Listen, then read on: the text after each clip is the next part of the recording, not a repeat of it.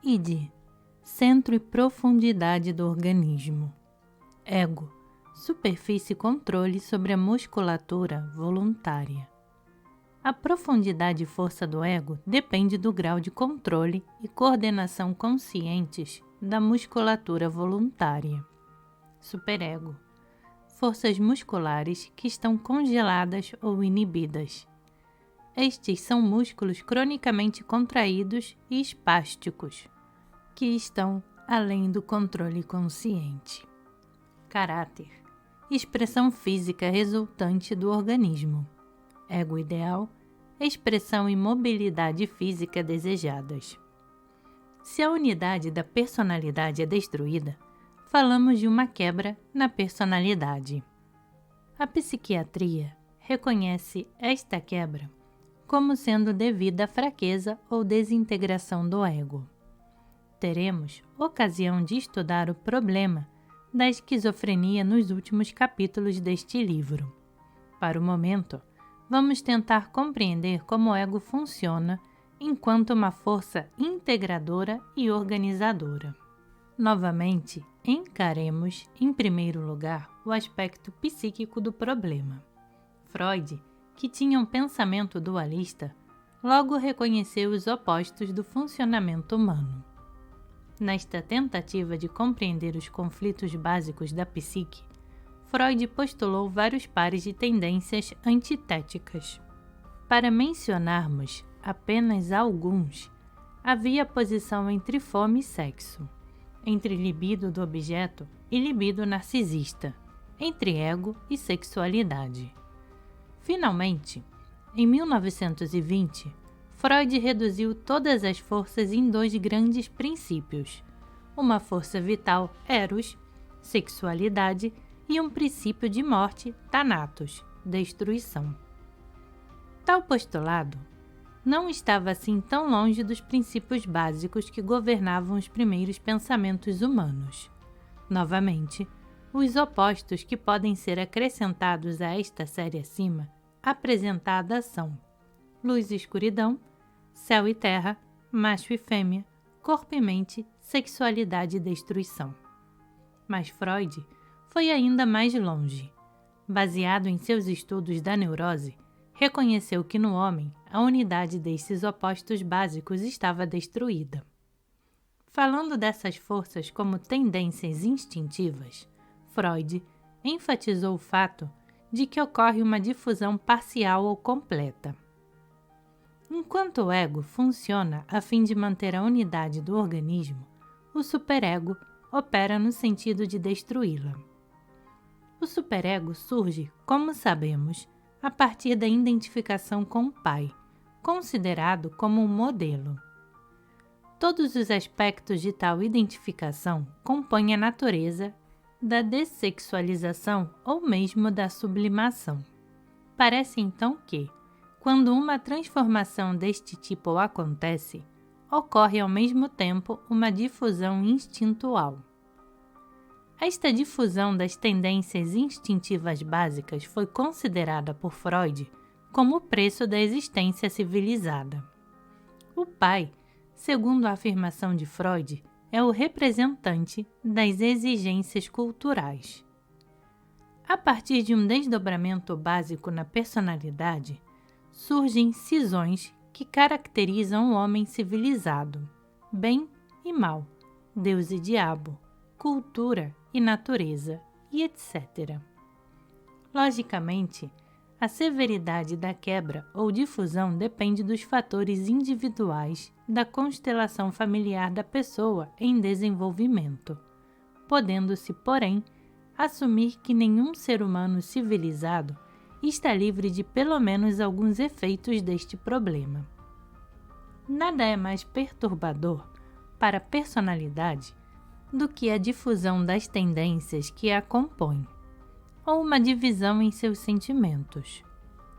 Dado que se trata de uma desintegração do ego, isto equivale a uma desintegração visível da superfície do corpo. O ego se apressa em reparar o dano, tanto quanto os tecidos se esforçam para cicatrizar e cobrir qualquer ferida na pele. Mas esta não é uma ferida comum. Um agente estranho foi introduzido na estrutura da personalidade, a internalização da autoridade parental, e este corpo estranho não pode ser removido. O ego se vê indefeso face ao seu superego e deve reconstruir um novo padrão de comportamento no qual as proibições do superego não sejam contestadas.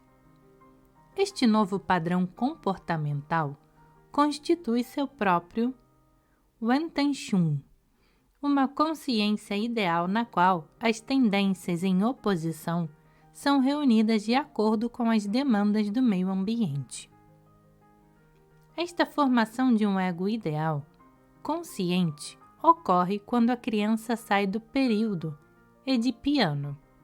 Seus valores derivam de uma identificação consciente com as figuras benquistas, irmãos mais velhos, amigos admirados, professores respeitados.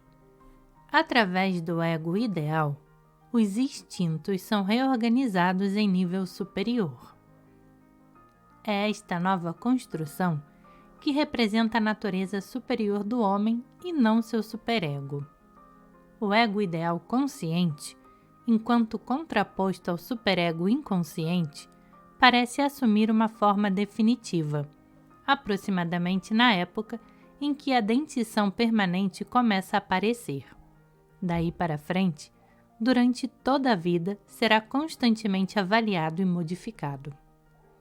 Se o grau de difusão é tão grande que a reconstrução através do esforço consciente não se dá, ou dito de outro modo, se o ego é tão fraco que não consegue reunir as tendências opostas, ele eliminará os elementos mais perturbadores, quando da formação de seu ego ideal. Este é um processo comparável ao que sofre uma criança extremamente vesga, que simplesmente passa a não usar um dos olhos. De modo geral, é para as tendências agressivas que uma participação consciente na determinação da ação é negada. O ego e seus derivativos, superego e ego ideal, são sempre suscetíveis dos impactos de novas experiências na vida de uma pessoa. Nenhum crescimento emocional seria possível se estas novas experiências não fossem integradas ao sistema existente. A fim de que isso se realize, o ego deve abrandar suas barreiras para que possa receber as experiências do mesmo modo que deve rebaixá-las para permitir a exteriorização de impulsos. Quanto mais forte a experiência, maior deve ser a abertura. Não se trata de flexibilidade ou adaptabilidade, já que não envolvem qualquer mudança. Literalmente, o ego deve permitir-se ser inundado por cada uma das novas experiências, a fim de que um novo ego emerja e no qual estas experiências estejam adequadamente integradas. Porém, isto é possível somente se o ego se expande num sentido de maior profundidade. Se o ego fica apenas lutando para manter sua integridade perante o superego, não será possível crescimento. Seria interessante continuarmos a desenvolver este raciocínio, mas, infelizmente, tal assunto ultrapassa os limites da presente exposição. Será, portanto, reservado para outro estudo. Podemos apontar os equivalentes somáticos destes princípios? Pensamos ser isso possível se usarmos o diagrama apresentado anteriormente. O ego é um poder em desenvolvimento, aumenta em força, bem como em coordenação e adaptabilidade. Qualquer pessoa que tenha observado crianças pequenas brincando não pode deixar de se impressionar por sua tentativa quase consciente de desenvolver suas habilidades e força física. Como ficam excitadas quando aprendem a nadar, escrever, tocar um instrumento musical e etc. Mas tal crescimento e desenvolvimento do controle e coordenação musculares não é exclusividade das crianças. Durante toda a vida, tentamos aprimorar nossa coordenação em várias atividades que nos interessam. E, embora possa haver um rebaixamento da força física em si, da meia-idade em diante, a habilidade em desenvolver e executar movimentos mais sutis continua até a época bem avançada na vida. Este fato poderia explicar por que o ego se torna mais forte com o avanço dos anos na maioria das pessoas. Este crescimento do ego pode ocorrer somente dentro das limitações impostas pelo superego. Muitas pessoas, por exemplo, jamais aprendem a dançar devido a problemas na motilidade de suas pernas, ocasionados por um treino à toilette, inadequadamente precoce e severo. Ou, o que é ainda mais grave, a habilidade para falar em público pode ser enormemente prejudicada por tensões na região da garganta. O problema do superego e os limites que impõe a motilidade podem ser tratados através da psique ou do soma. Este último oferece uma resposta mais direta aos problemas, que, entretanto, não podem ser simplesmente eliminados, exceto através de um procedimento analítico. O problema é fazer com que cada vez mais o ego se torne consciente de elementos reprimidos pelo superego. A terapia bioenergética combina o princípio de uma atividade ao nível somático, com um procedimento analítico ao nível psíquico. O paciente adquire novas experiências no que respeita a movimentos, que são então integrados ao seu ego.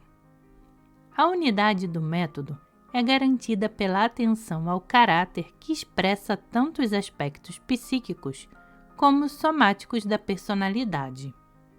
Antes de estudarmos a aplicação desta técnica, devemos estudar mais os processos dinâmicos da energia no organismo.